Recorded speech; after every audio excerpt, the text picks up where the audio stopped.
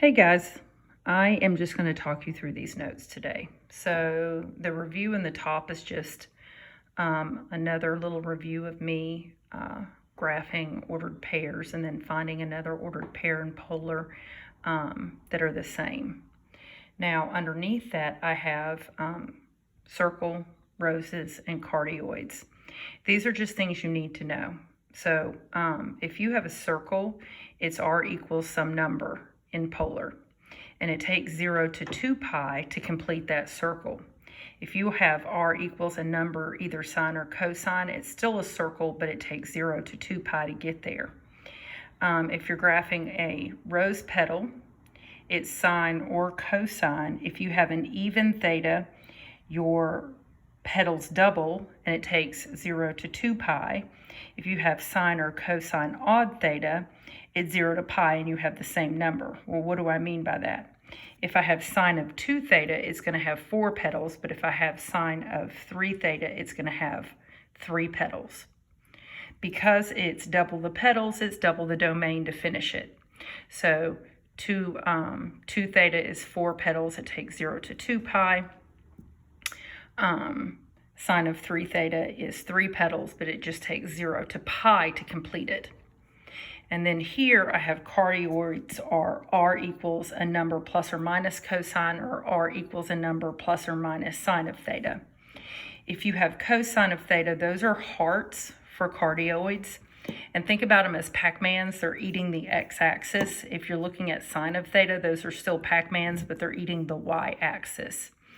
It's important to it's like if you're graphing a parabola and you recognize y equals x squared as a parabola, that helps you know what it looks like so that you wouldn't just graph one half of it. You'd keep going until you got to the vertex. So kind of knowing in your mind what you're looking at helps you when you try to graph it.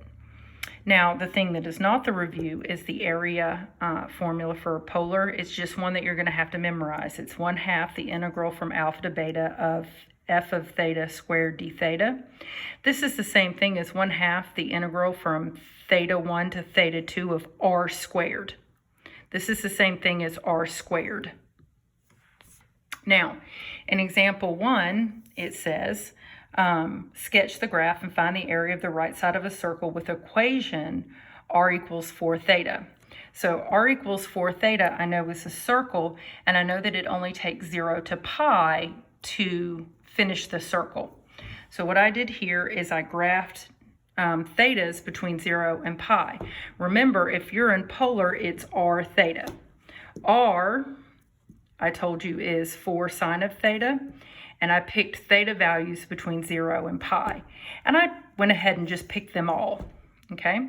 So I took all these thetas and I plugged them in. So 4 sine of 0, 0 times 4 is 0.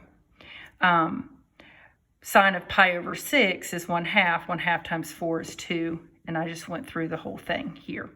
So these are the ordered pairs. I took my polar coordinate system and I graphed 0. So when you're graphing 0, 0, right? Pi over 6, I went out 1, 2. Pi over 3, I went out 1, 2, 3.5. Pi over 2, I went up 4. 2 pi over 3, I went up 3.5 again. 5 pi over 6, I went out 2, and then 0, or pi, I was back at 0, so I drew the circle. Then it said in the problem to only find the area of half. Boop, boop, boop. So that means that I started at 0 and I ended at pi over 2. So my area formula is area equals 1/2 the integral from theta 1 to theta 2 of r squared d theta. So I did 0 to pi over 2, and r was the equation they gave me for sine of theta squared. I went ahead and squared each piece, pulled the 16 out front, and then sine squared. Oh no, you have to think all the way back to the first unit in BC calculus that we did, which was additional integration. If it's squared, I subbed in 1/2, 1 minus cosine of 2 theta. I pulled the 1/2, boop, out front. So now I have, so here the 16, when I pulled it out front, the formula had 1/2 in it. When I pull the 1/2 out again, I'm going to have 4 out front. And then I just integrated each piece, plugged in my upper limit minus my lower limit, and make sure that you can do this on your 89 or your 84 and by hand. So when I did it, I got the answer of 2 pi. Well, if I had just done the area of a circle as 1/2 pi r squared, it's 1/2 pi times 2 squared, which I got 2 pi. We're going to take that into consideration when we're doing the supplement, because I'm going to give you some helpful hints on how to do that as well. Because would I want to go through all this mess if I could just do that? Now, the next page. If you're looking at example 2 here, it is sketch the graph of r equals sine of 3 theta. Remember, 3 means there's 3 petals, and 3 means that it only takes 0 to pi to get there. So I plugged in 0 into my formula, pi over 6 into my formula, pi over 3 into my formula, and got the r values. And I graphed it. But it said compute the area of one petal. So if you look, now if it takes 0 to pi, intuitively you know one petal is going to be 0 to pi over 3. But it started at 0, it went to 0, it went to 0, it went to 0 again. So I did do 0 to pi over 3 when I plugged it into my formula. I could have done pi over 3 to 2 pi over 3, or I could have used 2 pi over 3 to pi. But if I have an option to use 0, I'm always going to use it.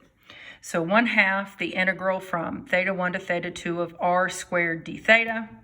So then now the 1/2 is just sitting out front. Remember, the formula for sine squared is 1/2 1 minus cosine of 2 theta. Well, it's double theta, so 3 theta became 6 theta.